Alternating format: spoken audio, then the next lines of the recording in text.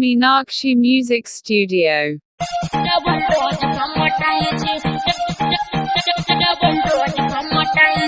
Singing by Dharmendra Diwan.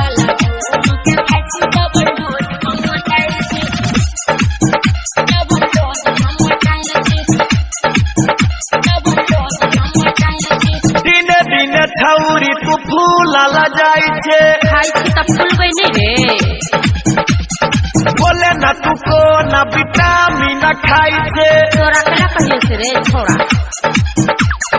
दिने छौरी तू फूला जाई छे बोले न तू को न विटामिन खाई छे डीजे वाला कैमरा वाला दोनों के खाई छी डबल डोज बमोटाई छी आधी आधी रात में मिले हम जाई छी डबल डोज बमोटाई छी एक गो दिला पर दोनों के रखै छी डबल डोज बमोटाई छी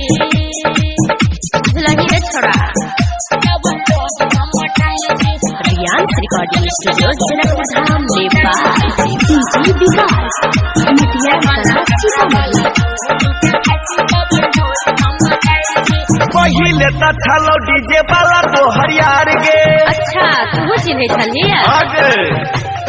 कैमरा वाला के बनैले भतार गे तब बनेबै ना त हमरो बना ले पहिले त छलो डीजे वाला तो हरियार गे कैमरा वाला के बनैले भतार गे रथा वाला छौरा पपूरा फिदा छी डबल डोज बमोटाई छी डीजे वाला कैमरा वाला दोनों के खाई छी डबल डोज बमोटाई छी आधी आधी रात के मिले हम जाई छी डबल डोज बमोटाई छी हमर बातें अलग छै डबल डोज बमोटाई छी रियांस recording studio Janakpur Dham Nepal DJ विकास मिटिया वाला सीतामढ़ी गायक धर्मेंद्र जोरे छौ तोहर सेटिंग त छिटे छै ना लागल रह लाल बाबू संगे जाई छे डेटिंग जेबै ने रे तोरा कला छाती फटी